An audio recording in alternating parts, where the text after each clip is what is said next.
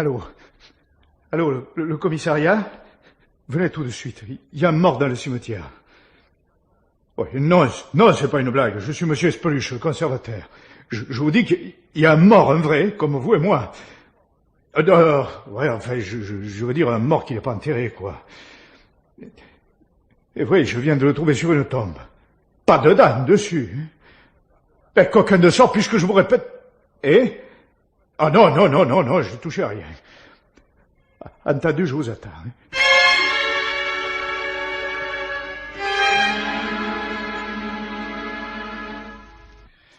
C'est par là, monsieur le commissaire. La troisième tombe, contre l'état-mari. À vrai dire, moi, j'ai rien vu. Vous avez tout de même vu le corps ce matin? Oh, oui, pour ça, oui. Que même ça a failli me tourner ça. Et vous voyez, c'est ici. Il était là, plié en deux sur la clôture. De loin, moi, je croyais qu'il rangeait un vase, et comme j'avais pas encore ouvert les grilles, ça m'a intrigué. Je m'approche. Oh, peu cher, j'ai tout de suite compris. Le pauvre, il y avait un trou dans la tête, du sang séché tout plein les cheveux. Et j'ai tout de suite téléphoné au commissariat, que d'abord ils ont cru que c'était une blague. Ah, le fait est qu'au premier abord... quand je leur ai dit que j'étais monsieur Espeluche, la sûreté, vous savez, c'est pas tellement grand. Ils me connaissent au commissariat. Et ils sont arrivés subito, avec un médecin. Comme si un docteur, pas cher. Il était déjà plus froid que marbre. Pas le docteur, non. Ouais. Par exemple... Quoi, qu'est-ce qu'il y a? Ben, il y avait une grosse tache de sang sur la dalle. Et il n'y est plus. Ah, depuis ce matin, quelqu'un a pu nettoyer la pierre? Pas moi, en tout cas. Pas les agents non plus, ils avaient autre chose à faire. Oui, dites, si c'était l'assassin... Oh, qu'il ait fait disparaître l'arme du crime, d'accord, mais la tâche... Oh, à propos d'armes, le médecin a dit que c'était un machin qui serait, comme qui dirait, tordu... Oui, attendez que je me rappelle, j'ai plus mes idées, moi. Un instrument contordant. Oui, contondant. Contordant, oui. Contondant. Oui, c'est ce que je dis. Ça pourrait être, qu'il a dit le médecin, une statuette ou un vase. L'homme a donc été assommé alors qu'il venait s'incliner sur la tombe de... Au fait, qui est enterré là? C.J. Jacques Rimaucourt, 1926-1946. 20 ans. Il est mort jeune. Et Rimaucourt, dites donc. Rimaucourt, ça me dit quelque chose.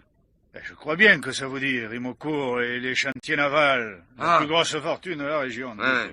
Ils ont un caveau de famille superbe tout en haut du cimetière. Oui, un vrai monument. Et ce Jacques Rimaucourt serait un de leurs parents? Plus parents que ça, il n'y a pas. C'est leur fils. Leur fils? Oui, c'est du moins ce qui a écrit sur le registre d'entrée. Et le fils n'est pas dans le caveau? Non, c'est curieux, ça. Oui, c'est aussi ce que je me suis dit. Où a-t-on transporté le corps? Enfin, cette fois, je parle de celui que vous avez trouvé sur la tombe. Au dépositoire du cimetière, c'était tout indiqué. Il y a déjà un inspecteur qui est venu de Marseille. Il est avec le médecin, là-bas. Oui, l'inspecteur Guérin, oui, je sais. Et le voilà, justement, il arrive. Alors, bonjour, patron. Bonjour, monsieur. Un quart d'heure plus tôt, et vous rencontrez le légiste. Tu as assisté à l'autopsie? Oui, je m'en serais bien passé. Vous voulez voir le corps? Bon, inutile. Excusez-moi, j'attends l'enterrement à 3h, il est moins 10. Ne vous occupez pas de nous, monsieur Espeluche. Vous pouvez disposer. Si vous avez besoin de moi, je suis à l'entrée. Oui, d'accord. Bon, alors, le résultat de l'autopsie. Mort consécutive à une fracture du crâne provoquée par un instrument contondant. L'heure?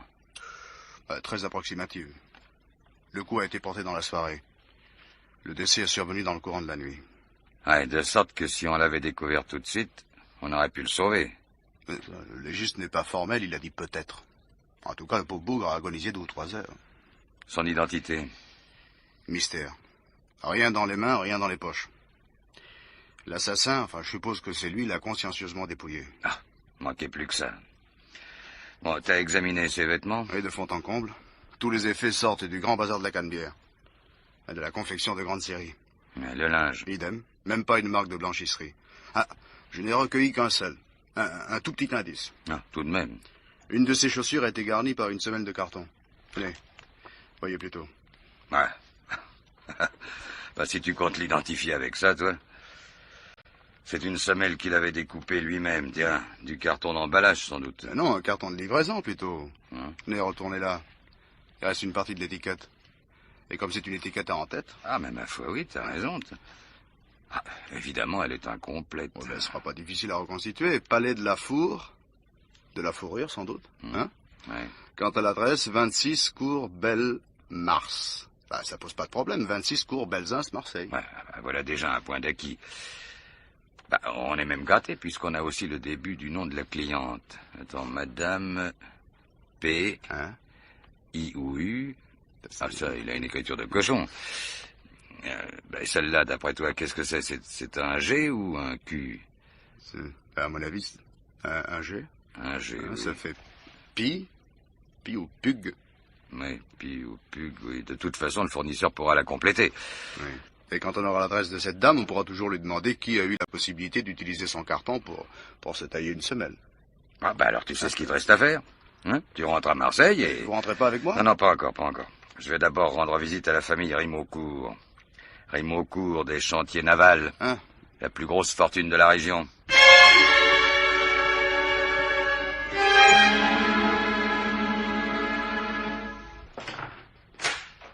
Entrez, monsieur. Bonjour, monsieur. Vous êtes le commissaire Paron de la Sûreté nationale et vous désirez me voir. En effet, monsieur Rimaucourt. Asseyez-vous. Merci. De quoi s'agit-il? Monsieur Rimaucourt, on a découvert ce matin dans le cimetière de la Ciotat un homme assassiné. La nouvelle a déjà fait le tour de la ville. Si la victime est un ouvrier des chantiers, adressez-vous au directeur du personnel.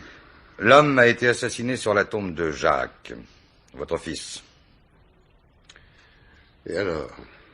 Alors j'ai pensé que peut-être il aurait pu être une ancienne connaissance de votre fils. Vous êtes extraordinaire. Dans un cimetière, il y a des tombes. Il fallait bien que le crime fût commis à proximité de l'une d'entre elles. Non, je n'ai pas dit à proximité, monsieur, mais dessus. Mon raisonnement reste valable. La victime s'est abattue sur la tombe de Jacques, comme elle aurait pu s'abattre sur n'importe quel autre. Je ne vous fais pas l'injure de penser que vous pourriez croire notre famille mêlée à ce crime crapuleux. Je ne crois rien, je me renseigne. Dans ce cas, vous avez frappé à la mauvaise porte. Non, monsieur Rimaucourt, la tombe de votre fils a été nettoyée dans le courant de la journée. Il me serait utile de savoir si c'est par l'assassin ou par un membre de votre famille. Facile à vérifier. Bien. Maria, Monsieur? dites à madame de descendre, je vous prie. Ah, vous êtes là, Adrienne. Entrez. Venez une minute, s'il vous plaît. Qu'y a-t-il, mon ami? Bonjour, monsieur. Bonjour, madame. Voici monsieur le commissaire Paron. Et Maria m'a dit, en effet, que... Il désire savoir si vous êtes allé au cimetière aujourd'hui. Au cimetière? Oui, au début de l'après-midi. Et vous avez nettoyé la tombe de votre fils? Pourquoi cette question? Non, répondez d'abord à monsieur le commissaire. La dalle avait été souillée. Une large tache brunâtre comme... Comme du sang. Du sang? Je ne sais pas. Aucun objet n'a disparu? Si, un vase. Un vase de marbre. Vous n'êtes tout de même pas venu pour un vol aussi anodin. Voyons, madame, monsieur Rimaucourt vient de me dire que la nouvelle avait fait le tour du pays. Ma femme sort très peu et je n'ai pas jugé bon de lui apprendre ce fait divers sans importance. Quel fait divers? Madame, c'est vraisemblablement avec le vase qui a disparu que hier soir on a tué un homme sur la tombe de votre fils. Mon Dieu. Adrienne, voyons. Tu es un homme, mais qui... Dites-moi qui est mort. Alors, Adrienne, vous ne vous sentez pas bien? Mon cœur, la douleur qui me reprend... Ne vous crispez pas, appuyez-vous sur moi. Maria, appuyez-vous sur moi. Tiens, voilà votre œuvre, commissaire. Maria! Oui, monsieur. Madame ne se sent pas bien, raccompagnez-la dans sa chambre. Venez, Et donnez-lui ses gouttes. Venez, je vais vous aider. Si la crise ne se calme pas, appelez le docteur Martin. Bien sûr, monsieur. Vous êtes content, commissaire.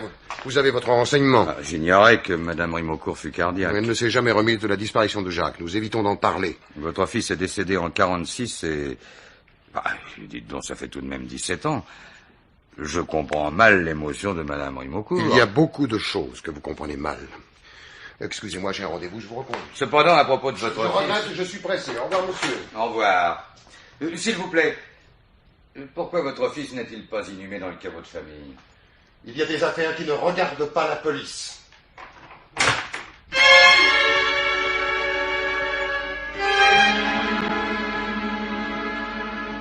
Oui, mon petit Guérin, il m'a proprement mis à la porte. Je dis bien proprement. Toujours très correct, très grand seigneur. Mais il faut dire les choses comme elles sont, il m'a flanqué dehors. J'espère que ça vous a pas empêché de dormir cette nuit. Oh, ça tu peux être tranquille. Il y a belle lurette que les airs de grandeur ne m'impressionnent plus. Ah, où ai-je encore fourré ma boîte d'allumettes? Mais là, devant vous, sur le bureau. Ah, évidemment. On cherche toujours ailleurs ce qu'on a sous les yeux. Et ton enquête sur les semelles, là, ça a marché? Mais l'emballage dans lequel elle a été découpée est un carton de livraison du Palais de la Fourrure. La cliente, c'est Madame Pignan, à qui on a livré il y a 2 mois un manteau d'Astrakhan. Elle est gérante de l'hôtel du Globe, un meublé de la rue de Crimée. Je l'ai envoyé chercher d'ailleurs. Bravo, tu n'as pas perdu ton temps. Bon, bah dès que Madame Pignan arrive... Mais c'est déjà fait, elle est à côté. Bah alors qu'est-ce que t'attends pour la faire rentrer? Oh, j'y vais. Madame Pignan. Ah, enfin, on se décide. Ça fait 1 heure que je tangue, là, hein. Si vous croyez que j'ai que ça à faire, j'ai du travail, moi, à l'hôtel. Oui, mais croyez bien, madame... Et puis, vous croyez que non? Non, mais... Me faire ramener par un agent comme une criminelle? Et avec le monde qu'il y avait aux fenêtres, ça fait un bel effet dans le quartier. Non, mais si vous le permettez... Et quand je demande pourquoi, ce grand arnaga d'agent, il me répond, vous le verrez bien. Qu'est-ce que je vais voir, dites? Je suis une honnête femme, moi. Si vous laissiez parler, monsieur le commissaire. Dites que je suis une baboite, que j'ai la langue trop longue. Mais insultez-moi pendant que vous y êtes. Ah, si mon pauvre mari, il était encore là, t'es. Bah, vous êtes veuve? Depuis 8 ans, oui. Mon pauvre mari peu cher, il est tombé dans l'escalier de la cave en allant chercher du charbon. Et maintenant, on me traite Comme un témoin, ni plus ni moins. Un témoin de quoi? Bon, bah, vous avez lu les journaux ce matin. Si vous croyez que j'ai du temps à perdre? Bah, il y a 2 mois environ, vous avez acheté un manteau d'Astrakhan à la maison de la Fourrure. Au palais, monsieur. Oui, au palais. Eh bien quoi, c'est mon droit, non? Et je l'ai payé. Vous rappelez-vous ce que vous avez fait du carton dans lequel on vous l'a livré? Du carton dans lequel? Oui. Non, mais dites, c'est sérieux, ça? Bah, Vous êtes sûr que je suis réveillée? Non, mais cette semelle, voyez là, cette semelle, a été découpée Oui. dans ce carton. Ça y est, j'y suis, c'est moi. Oh non, on dirait une histoire de fou. Comment, c'est vous qui quoi? Mais je l'ai taillé pour monsieur Maurice. Comment que vous l'avez eu? Maurice comment? Maurice Lancieux. Dites-moi vite ce qui est arrivé, vous me faites languir, là. Il est mort, Madame Pignan. Assassiné hier soir dans le cimetière de la Ciotat. Assassiné? Bon, le maire est parti. Bah, ça, si nous le savions. Non, c'est pas vrai, mais je continue de rêver, moi. Mais je l'ai encore vu hier après-midi. Il logeait chez vous? Depuis 2 ans, oui. Oh, ça me fait quelque chose. Un si brave garçon. Et qu'est-ce qu'il faisait dans la vie? Enfin, je veux dire, quelle était sa profession? Mais je sais pas au juste. Alors, vous n'allez pas me faire croire que depuis 2 ans... Sur sa fiche, il y avait marqué représentant. Il sortait beaucoup, il faisait des affaires, qui disait, moi. Il ne s'était lié avec personne dans le quartier? Il ne recevait personne? Une femme, peut-être? Toujours seul qu'il était. Pour dire la vérité, il n'était pas causant, vous savez. Et moi, du moment qu'il payait régulièrement sa chambre, ça... Rimeaucourt. Quoi, Rimeaucourt? Oui, Rimeaucourt, ça ne vous dit rien? Lancieux n'a jamais prononcé ce nom devant vous? Non, jamais. Je vous ai dit qu'il n'était pas causant. Bon. Alors, je peux partir? Ah, je voudrais bien, mais nous avons encore besoin de vous, Madame Pignan. Nous vous emmenons à la Ciotat. À la Ciotat? Ouais. Et qu'est-ce que je vais faire à la Ciotat? Mon hôtel, il est rue de Crimée, il n'est pas à la Ciotat. Oui, pour reconnaître le corps. Va falloir que je le voie. Oh ben, vous savez, j'y tiens pas du tout, Oui, mais hein. c'est indispensable. Indispensable. Indispensable. Ouais. Tu viens aussi, Guérin. Pendant que tu accompagneras Madame au dépositoire, je ferai un saut chez Rimeaucourt. Après le coup d'hier soir, vous croyez qu'il vous ouvrira sa porte? Ah oui, mais cette fois, je prendrai mes précautions.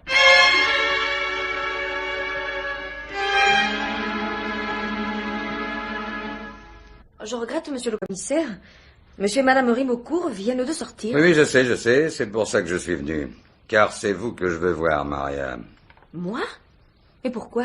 Vous permettez que j'entre et que je referme la porte. Là, voilà. On va pouvoir causer tranquillement. Je vous assure, j'ai rien à vous dire. Oh, sait-on jamais. Depuis combien de temps êtes-vous au service des Rimeaucourt? Depuis 10 ans? 10 ans. Bon, vous n'avez donc pas connu Jacques Rimeaucourt? Oh, de nom seulement. J'ai toujours habité la Ciotat, mais à l'époque de sa mort, j'avais que 20 ans. Lui aussi. Je me demande... Bon, c'est sans importance. Enfin, je me demande pourquoi on ne l'a pas inhumé dans le caveau de famille. Question religion, tiens. Monsieur et madame sont très croyants, pratiquants et tout et tout. Si on l'a enterré à part, c'est parce qu'il n'a pas eu des obsèques religieuses. Monsieur, surtout, il est à cheval sur les principes. Et on dit même que... Oui, mais enfin, tout ça, ça vous intéresse pas. Mais si.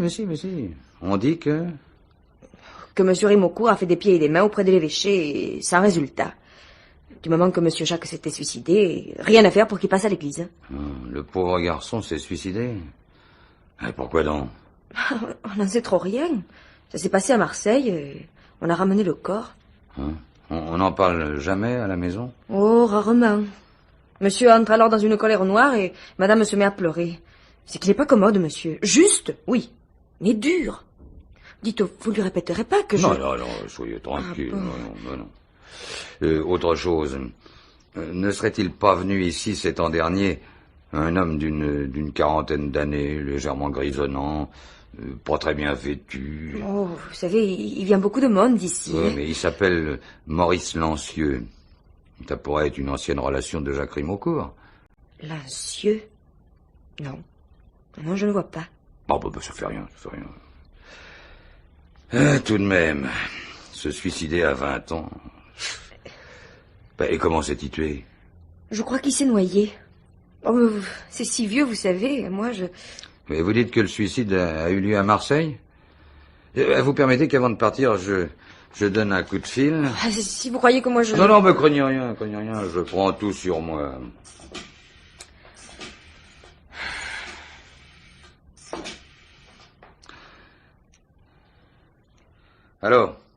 Allô, le cimetière de la Ciotat? Oui, c'est vous, monsieur Espeluche? Oui, bonjour. Bonjour, commissaire Parron à l'appareil. Oui, bonjour. Oui. L'inspecteur Guérin doit être au dépositoire avec... Quoi? Ah, il est là? Bon, passez-le moi, voulez-vous? Oui, merci. Allô, Guérin? Oui. C'est terminé. Madame Pignon l'a reconnu. Oh, parfait. Monsieur le commissaire. Un instant, Guérin, tu peux... Ne quitte pas. Qu'est-ce qu'il y a, Maria? Monsieur Rimeaucourt qui revient. C'est son droit, non? Mais qu'est-ce que je lui dis, moi? Rien du tout, sinon je suis là. Oh, c'est lui. Dites, vous m'avez promis, oui, hein? la discrétion, d'accord. Allez donc lui ouvrir, voyons, Maria. Allô, Guérin, t'es toujours là? Oui, bon, écoute bien. Jacques Rimeaucourt s'est suicidé en 1946, à Marseille. Oui, je dis bien suicidé. Ah non, ça j'en sais rien. En tout cas, il doit y avoir un dossier aux archives. Hein? Oui, non, ne m'attends pas. Rentre tout de suite. À cet après-midi. Faites comme chez vous, monsieur le commissaire. Je me suis permis de donner un coup de fil. Mais comment donc? Ne vous gênez pas. Oui, avant de vous voir, je voulais savoir si on avait retrouvé le dossier relatif au suicide de votre fils. Nous y voilà. Vous ne pouvez même pas laisser les morts dormir en paix sans vous soucier du mal que vous pouvez faire. Oui, mon fils s'est suicidé. Et après? Les suicides ont en général un mobile. Oh, les mobiles, quand on a 20 ans. Jacques avait 20 ans. Il poursuivait ses études à la faculté de médecine de Marseille. Puisque vous allez consulter le dossier, autant que vous la preniez par ma bouche. Dire que c'était un brillant sujet serait mentir. Il préférait l'amusement aux études. C'était de son âge. Quand on est un Rimeaucourt, on ne passe pas son temps dans les lieux de plaisir au lieu d'aller à la faculté. Tous les sermons restaient inefficaces. J'ai dû me résigner à lui couper les vivres. Je ne regrette rien. L'indulgence est une faiblesse. Ça, c'est un point de vue. C'est le mien. Quelques jours plus tard, c'était le 27 octobre 1946. J'ai reçu une lettre de Jacques. Il m'annonçait, sans commentaire, qu'il en avait assez de la vie et que personne n'entendrait plus jamais parler de lui. Je me précipite à Marseille. La veille, on avait repêché le corps d'un inconnu dans le vieux port. C'était lui, Jacques, mon fils. Il y avait tout de même un motif particulier à ce suicide. Vous n'avez jamais entendu parler de dépression nerveuse? Dieu lui a peut-être pardonné. Et vous? Moi? J'ai oublié que j'ai eu un fils. En se tuant, il s'est retranché volontairement de notre famille. À l'époque, votre fils devait avoir des amis, des camarades. Ces relations n'étaient pas les miennes. L'homme qui a été assassiné dans le cimetière s'appelle Lancieux. Maurice Lancieux. Je ne connais pas. Vous, non, mais Madame Rimeaucourt. Votre fils lui en avait peut-être parlé. Ma femme n'a rien à déclarer de plus que ce que je vous ai dit. Tant pis, je chercherai ailleurs. Je vous remercie. D'autant que votre intervention d'hier a failli provoquer chez elle une nouvelle crise cardiaque. Voyez-vous, monsieur le commissaire, vous et moi, nous ne nous plaçons pas sur le même plan. Ah, en effet, monsieur Rimaucourt, en effet. Vous voulez éviter à tout prix le scandale. À tout prix, moi, je veux découvrir un assassin.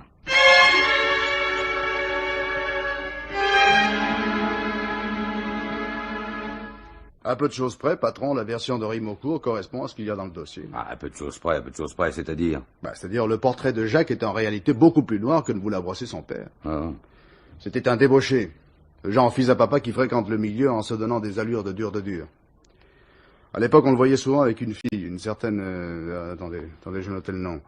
Une certaine demoiselle Graville, serveuse à la Caravelle, une boîte derrière la bourse. Ah, on l'avait interrogé?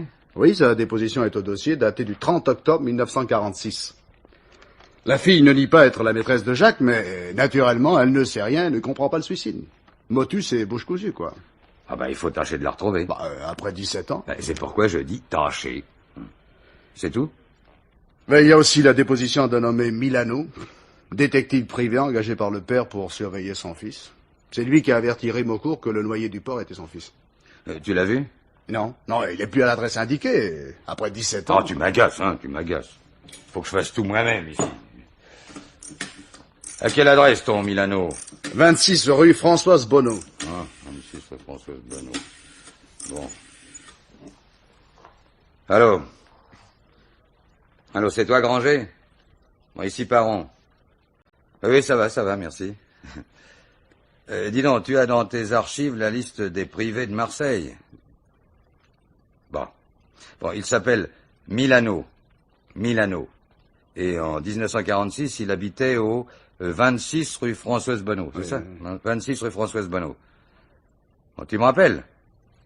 À tout à l'heure. Je parie que tu n'es même pas allé visiter la chambre de Maurice Lancieux à l'hôtel du Globe. Et vous avez perdu. Ah, tout de même. Quoi? Tu boudes? Non. Tu boudes parce que je t'ai dit que tu m'agaçais. Ah là, fais pas la mauvaise tête, donne-moi du feu, tiens. Et raconte. Au premier abord, une perquisition sans intérêt, et puis j'ai découvert ce livret militaire. Lancieux a fait 15 ans de Légion. Regardez la date de son engagement. Tiens. 3 novembre 1946. C'est ça, 6 jours après le suicide de Jacques Rimaucourt. Un suicide qui a peut-être été un assassinat. Oh ouais, tu vas trop loin. Le suicide ne fait pas de doute. Il y a la lettre de Jacques. D'accord, je l'ai vu, mais c'est peut-être un faux. Bon, le père ne s'y serait pas trompé. Cependant, ton idée m'en donne une autre. Supposons que 2 complices se soient laissés embarquer dans une sale histoire. Oui. Une histoire qui risque de tourner mal, très mal pour tous les deux. L'un, le plus faible, se suicide, tandis que l'autre se fait oublier en s'engageant à la Légion. Ouais, ça n'est qu'une supposition. S'il y a des mobiles précis au suicide, Rimaucourt les connaît peut-être. Le père? Qu'il ne les avouera jamais. Ouais. Allô? Oui, c'est ici. Ne quittez pas, je vous le passe. Le commissaire Granger. Ah, oui. Allô, oui? Oui. Oui, c'est bien ça. Milano. Ah bon? Il n'exerce plus? Ah, très intéressant. Merci, mon vieux. Un de ces jours. Tiens-toi bien, Guérin. Le détective privé Milano a cessé d'exercer son activité le 30 novembre 1946, 1 mois après le suicide de Jacques.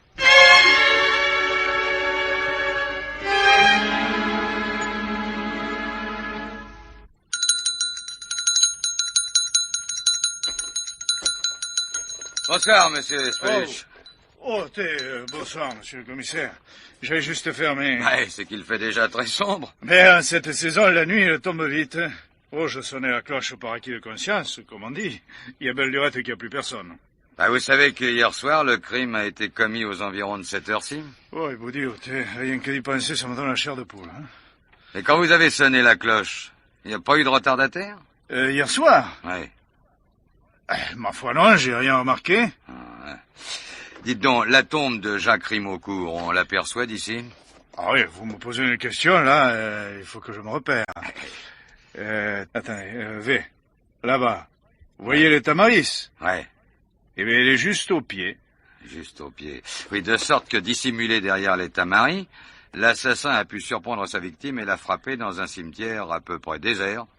Et il aura même eu le temps de sortir avant que vous ne sonniez la cloche. Ou bien il est resté dedans et il a attendu la nuit pour sauter par-dessus le mur. Ah oui?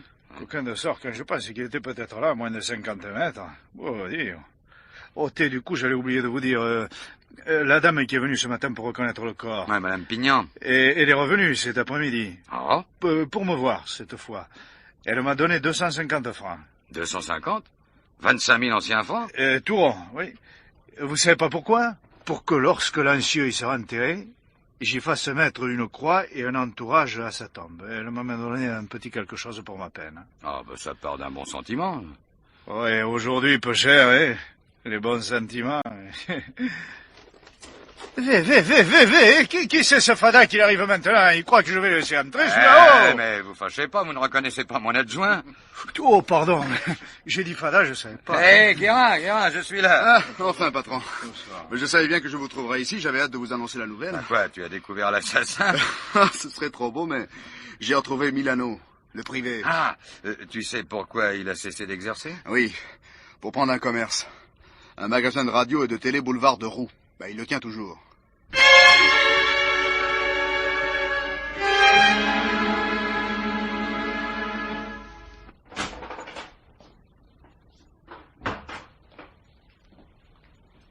Bonsoir, monsieur. Vous désirez? Bonsoir. Vous êtes bien monsieur Milano? Pour vous servir. En 1946, vous étiez détective privé? En effet. Commissaire Parent de la Sûreté nationale. Ah, presque un collègue, en somme. Eh. Vous savez que je fais une remise de 10%. Oh non, il ne s'agit pas de ça. Vous avez lu les journaux ce matin? Ben, comme tout le monde. Le mort du cimetière de la Ciotat trouvé sur une tombe. Oui, en effet, j'ai lu ça. Les journaux n'ont pas parlé de l'occupant de la tombe. Oui, la famille qui a de grosses relations a fait le nécessaire. Mais si je vous dis que c'est la tombe de Jacques Rimaucourt, ça ne vous rappelle rien? Rimaucourt. Non, je n'ai pas ce nom-là parmi mes clients. Alors, monsieur Milano, le suicide du jeune Rimaucourt en 1946, une de vos dernières enquêtes. Ah, oui, bien sûr, j'y suis. Oui. Non, je ne cherchais pas si loin. Non, ça me revient. C'est bien ce garçon qui s'est noyé dans le Vieux-Port, n'est-ce pas? Et le mort du cimetière de la Ciotat est un rapport avec... Direct, monsieur Milano. J'ai pensé à vous pour quelques renseignements complémentaires. Si vous avez lu ma déposition, vous en savez autant que moi. Le père Rimaucourt m'avait engagé pour surveiller son fils qui lui donnait des inquiétudes. Un beau jour, il reçoit une lettre d'adieu, laissant prévoir un suicide. Réflexe professionnel, je fais un saut à la morgue et là... Justement, ce suicide avait bien une cause. C'est si vieux tout ça. N'a-t-on pas conclu à une dépression nerveuse? Oui, mais c'est vague. On sait pourtant, si j'ai bonne mémoire, le seul mobile retenu. Sauf erreur, je me rappelle que Jacques Rimaucourt menait une vie de bâton de chaise. Les boîtes de nuit, les filles, la boisson... Enfin, de quoi rompre l'équilibre d'un garçon de 20 ans. Et vous n'avez plus entendu parler des Rimaucourt ensuite? Ah, plus jamais. D'autant que j'ai quitté le métier peu de temps après. Ah oui, c'est vrai. Mais à propos, pourquoi l'avez-vous quitté? Non, si je suis indiscret, vous n'êtes pas obligé de me répondre. Pas du tout. Ma femme a fait un petit héritage. Mais je croyais que vous étiez célibataire à l'époque. Oui, mais je connaissais déjà ma femme, nous devions nous marier. Elle ne voulait pas que je continue. Le danger, vous savez, le travail de nuit, vous savez ce que c'est. Oui. Enfin bref, on a profité de l'héritage pour faire d'une pierre deux coups. Le mariage et le commerce. Vous n'avez non plus jamais entendu parler de cette demoiselle Graville? Mais vous savez bien, la maîtresse de Jacques. Elle était serveuse à la Caravelle. Vous ne savez pas ce qu'elle est devenue, par hasard? Pas la moindre idée. Non, à vrai dire, jusqu'à ce soir, toute cette histoire m'était sortie de l'esprit. Vous savez, ce sont de si vieux souvenirs. Des souvenirs qui vont surgir en pleine actualité. Car je vous promets un de ces rebondissements. Un rebondissement? Ouais. De quel genre? Je ne peux rien vous dire encore, mais faites-moi confiance. Un rebondissement qui fera du bruit. Au revoir, monsieur Milano. Je regrette que vous n'ayez pas pu me renseigner davantage. Mais je regrette aussi. Au revoir, monsieur le commissaire. Au revoir, monsieur.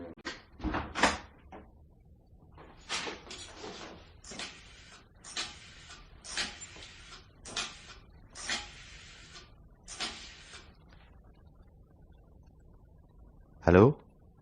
Je voudrais parler à monsieur Rimeaucourt. C'est urgent.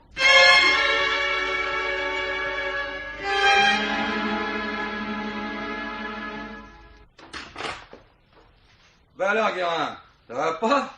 T'en fais une tête. Formidable, patron. Hier soir, moins d'une heure après qu'on ait branché la table d'écoute sur la ligne de Rimeaucourt, 19h10 pour être précis. Moi, à cette heure-là, je sortais de chez Milano. Mais justement, à cette heure-là, Rimeaucourt recevait un coup de fil. Et devinez de qui? De Milano. Tout juste. Ah, et qu'est-ce qu'ils se sont racontés? Oh, pas grand-chose. Rimeaucourt flaire un chantage. Bah quoi, c'est tout? Bah, ils ont rendez-vous ce matin à 11h. Ah bon, bah Milano n'y sera pas puisque je l'ai fait convoquer. Dis donc, il est toujours à côté? Oui, oui. Bon, bah, le fais pas languir, va le chercher. Monsieur Milano? Entrez, monsieur Milano. Entrez, je suis désolé. Vous allez arriver en retard au rendez-vous de Rimeaucourt. Mais il doit y avoir un malentendu. Bah, voyons, vous n'avez peut-être pas rendez-vous avec Rimeaucourt. Si, Ah. si, bien sûr. Bah, pour le mettre au courant des événements. Vous savez, en 46, le pauvre homme a été assez bouleversé par le suicide de son fils. Ah oui, il avait payé assez cher. Ouais, la douleur d'un père. Oui, quand je dis payer, je veux parler d'argent. De fric, si tu préfères. Hein? Combien? Mais vous faites fausse route. Voilà, allez, ça va. On a entendu votre conversation avec Rimeaucourt. Alors, combien avait-il acheté votre silence? 300 000. 300 000 en 46, ben ça représente une somme. Le prix de la boutique. Non, je vais vous expliquer. Et on y compte bien. Mais il faut remonter en 46. Je voulais me marier, j'étais très amoureux, et son rêve à ma femme, c'était un petit commerce, des enfants.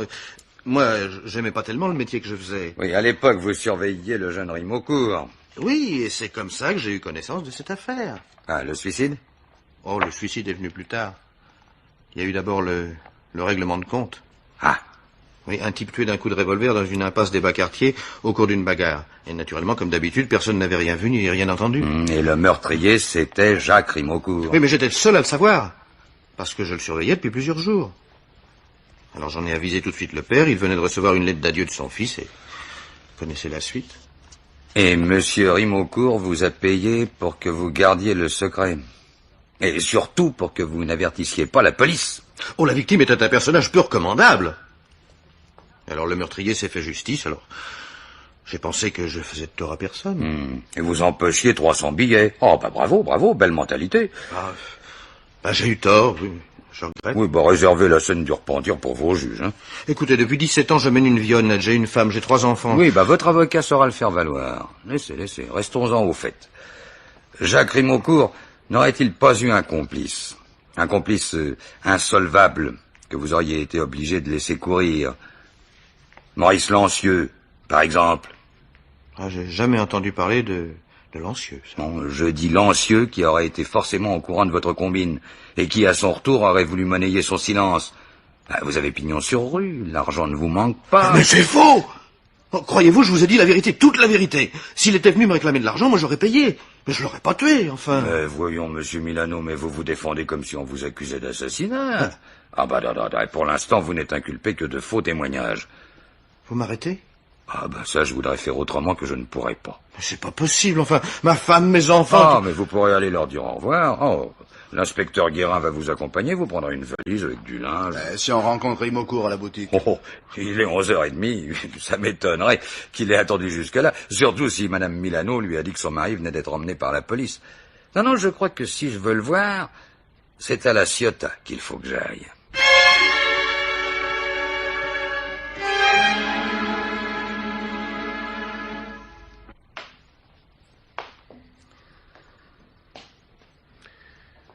Et maintenant, qu'est-ce que vous allez faire? Continuez mon enquête, monsieur Rimeaucourt, jusqu'à ce que je trouve le meurtrier de Lancieux. Et si vous ne le trouvez pas? Non, mais je ne suis pas pessimiste.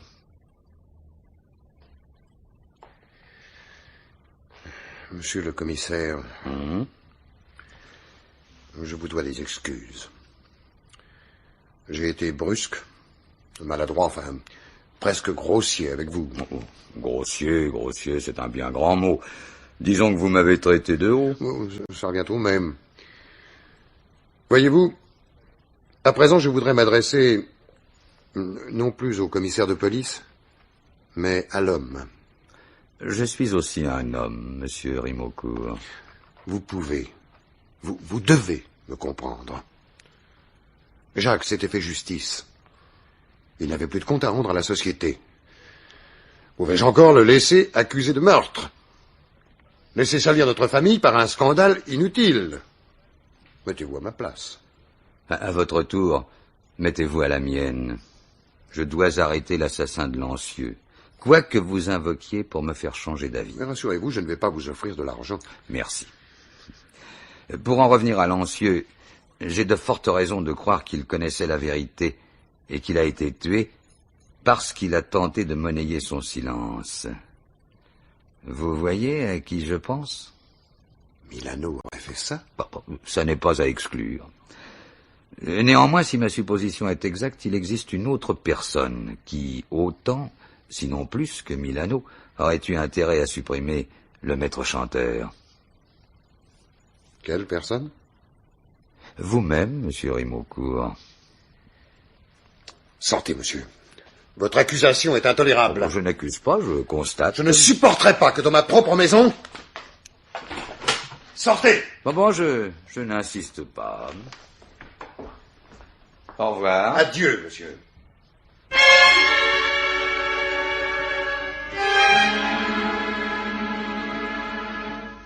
Ah oui, c'est la vérité, Guérin. Pour la deuxième fois, Rimeaucourt m'a flanqué dehors. Ça devient une habitude. Oh, on s'habitue à tout. Ah, dis donc, le planton m'a dit que j'avais une visite. Oui, madame Pignan, elle est dans votre bureau. Ah, je m'y attendais un peu. Et qu'est-ce qu'elle veut? Elle veut vous parler en particulier, rien qu'à vous. Elle est dans tous ses états. On va voir ça. Bonjour, madame. Ah, monsieur le commissaire, enfin, je commençais à me languir. Il m'arrive une chose. Ah, une chose terrible, incroyable, inimaginable. J'en suis toute retournée. Tenez, monsieur le commissaire, sentez mon cœur, comme il bat. Oui, je vous crois sur parole. Oui. Et cette chose terrible, c'est... Je vais mourir, monsieur le commissaire. Il me l'a écrit. Et qui donc? Et l'assassin, pardi. Une lettre tapée à la machine, vous pouvez la lire. Depuis, je me fais un brave mauvais sang. Jacques Rimeaucourt porte malheur. Ce sera bientôt ton tour, Pauline Graville. Oui. Graville, c'est mon nom de jeune fille. Oui, je sais. En 1946, vous étiez la maîtresse de Jacques Rimeaucourt. Vous savez? Quand j'ai appris que vous aviez donné de l'argent au conservateur du cimetière... Ah, celui-là, quelle langue longue. Je me suis dit que ce n'était peut-être pas là le comportement d'une simple logeuse. Alors je me suis intéressé à vous. L'état civil n'est pas fait pour les chiens. Eh bien, vous, tiens, on peut dire que vous êtes intelligent de la tête. Mais dites, vous allez me protéger, hein? Vous n'allez pas me laisser égorger, moi, une faible femme. Je veux pas mourir. Pour vous protéger, il faut que je sache tout. Et c'est pour ça que je suis venue. Oh là là, quelle histoire. J'ai la tête comme une coucourde. Moi, je sais plus par où commencer. Mais par le commencement, parbleu. Le suicide. Ah oui, c'est vrai. Eh bien, Jacques, il s'est pas suicidé. Il a été assassiné, lui aussi? Je veux dire qu'en 46, il n'est pas mort. C'est pas lui qui est enterré au cimetière de la Ciotat. Quoi? Mais alors ce serait lui l'assassin de Lancieux? Ah, vous alors, vous êtes dur de la componette. Il peut pas être l'assassin, puisque Lancieux, c'était lui. Jacques Rimeaucourt et Maurice Lancieux, eh ben quoi, c'était le même. Ouf, ça y est, je l'ai dit. Tant pis, ça va mieux comme ça. Oh, vous entendez, patron? Si Lancieux, c'est Jacques. Le père Rimeaucourt, quel rôle a-t-il joué? Et puis, alors, mais qui est enterré au cimetière? Ne t'énerve pas, Guérin, t'énerve pas, madame Pignante l'a dit. Elle est là pour tout nous raconter. N'est-ce pas, madame? Celui-là, il me coupe toujours. Bon, alors reprenons, hein. Nous sommes en 1946. Oui. Rimeaucourt vient d'apprendre par Milano que son fils est un meurtrier. Un meurtrier que la police va peut-être arrêter. Un coup terrible pour un homme tel que lui. Pour comprendre la suite, il faut bien connaître son caractère. Les grands principes, l'honneur du nom, etc., on voit ça d'ici. Bon, il n'hésite pas à renier un fils indigne de porter le nom des Rimeaucourt. Également, pour couper les pistes éventuelles, il oblige Jacques à écrire la lettre d'adieu. Si je me trompe, madame Pignan, vous m'arrêtez. Oh, non, allez-y, vous racontez mieux que moi, hein. La veille, on a repêché dans le port le corps d'un inconnu, qui, lui, s'est réellement suicidé. Est-ce une coïncidence? Est-ce au contraire ce fait divers qui leur en a donné l'idée? Peut-être même leur a-t-elle été soufflée par Milano? Mais à mon idée, ce serait plutôt Milano. Bon, nous le lui demanderons, hein. Quoi qu'il en soit, le père fonce à la morgue, lettre en main, et fait semblant de reconnaître son fils. La parole d'un Rimeaucourt n'est pas mise en doute, d'autant plus que Milano le cautionne. On emporte le corps de l'inconnu, on l'enterre sous l'identité de Jacques, et le tour est joué. Jacques, lui, s'engage alors dans la Légion étrangère sous l'identité imaginaire de Maurice Lancieux. Exact? Ah, on dirait que vous y étiez, vous, hein? À moi, Jacques me l'a raconté quand il est revenu, il y a 2 ans.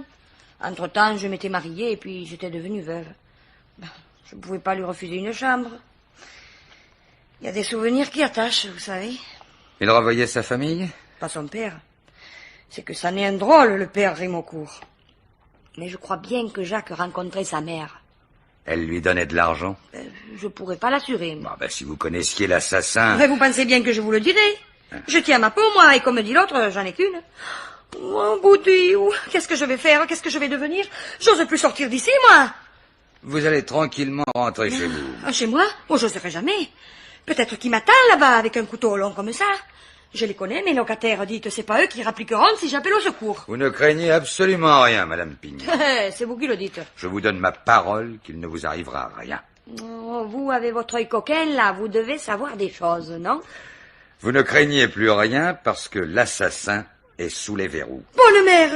Et vous me l'avez pas dit tout de suite? Oh, dites qui c'est. Ne me faites pas languir. Ah, je ne peux pas encore vous dire son nom. Il reste encore des formalités. Ah, dommage, parce que... Oh, et puis tant pis, je suis trop contente. Ouf, je suis toute requintée. Eh ben, j'en suis heureux pour vous. Au revoir, Madame Pignon. Au revoir, et merci. Et dormez sur vos 2 oreilles. Et voilà. Dites, patron, Hein? vous avez dit que l'assassin est sous les verrous. Et il n'y a que Milano sous les verrous. Ce serait donc lui? J'en sais rien du tout. J'ai raconté ce bobard à Madame Pignon pour qu'elle parte tranquille. C'est peut-être imprudent. Vous êtes certain qu'elle ne court aucun danger? Oh, comme 2 et 2 font 4. Pour la bonne raison que la lettre de menace, c'est moi qui l'ai envoyée. Non. Si, rien de tel que la peur pour faire parler les gens. Oh, alors vous m'avez bien eu, moi aussi.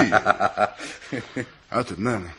Elle est effarante, cette histoire, Rimeaucourt. Et pourtant logique. Tout se tient. Je dois vous avouer que tout se mélange un peu dans ma tête. Il faudrait que je récapitule. Oh, pas le temps. Hein. Il y a du pain sur la planche. D'abord, voir Madame Rimeaucourt. Toute seule. Toute seule? Ouais. J'ai l'impression que le mari fait bonne garde. Je crois que j'ai un bon moyen pour l'éloigner.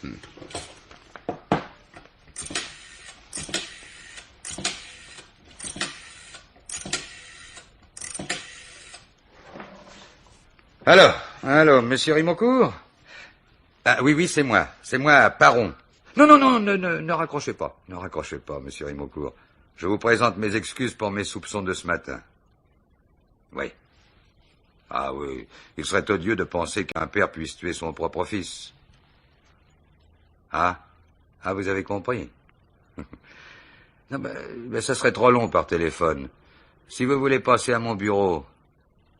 Hein? Oui, entendu, je vous attends.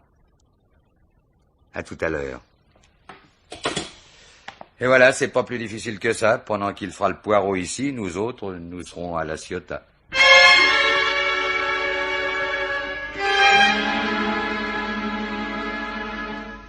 Puisque vous savez tout, monsieur le commissaire, pourquoi venir me tourmenter encore?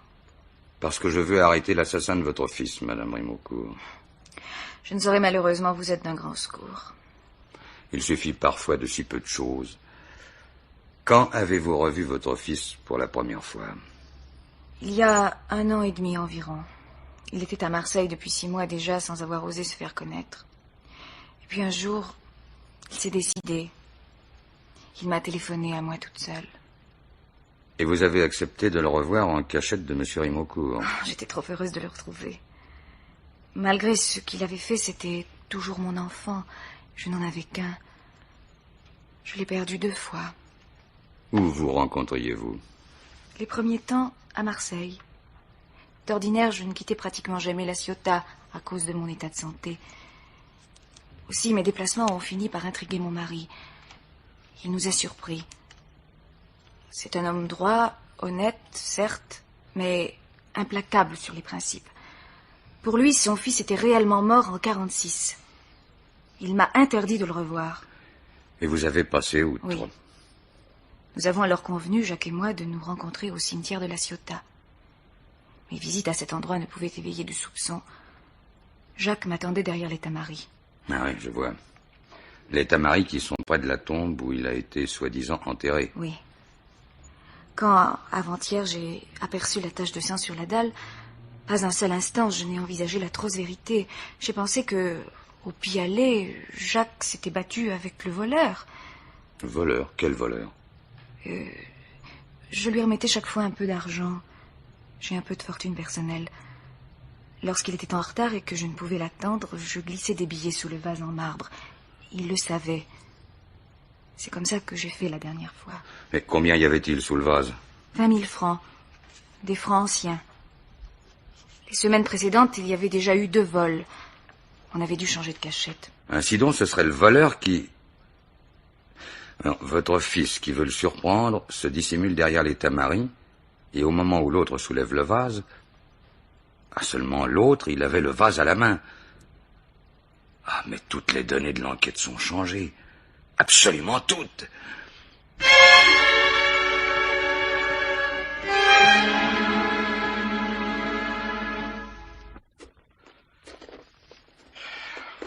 Dites, patron, vous nous faites entrer dans le cimetière en sautant le mur. Nous circulons entre les tombes avec des allures d'Indiens sur le sentier de la guerre. Si c'était pas vous, patron, ça, je commencerais à m'inquiéter. On est arrivé. Reste derrière les tamaris et arme-toi de patience. Oh, cette tombe-là, je la reconnais, c'est celle de Jacques. Enfin, de celui qu'on a enterré sous le nom de Jacques. Vous croyez que l'assassin va revenir? Hein? On va attendre longtemps? Dans quelques instants, Espaluche va fermer les portes. Tiens, regarde qui vient par ici. Oh non, c'est pas possible. Madame Rimaucourt, elle paraît pressée. Oh, mais Espeluche qui annonce la fermeture, elle va tout de même pas se laisser enfermer. Un peu de patience, je te dis. Mais qu'est-ce qu'elle met sous le vase? Chut. Elle s'en va. Alors vous la laissez repartir? Elle ne bouge pas. Ah, si seulement vous vouliez m'expliquer. Mais... Enfin, on va pas se laisser enfermer au moins. Dites, moi j'ai pas envie de passer la nuit dans un cimetière. Mais au lieu de gémir, observe plutôt l'homme qui s'approche de la tombe. Mais...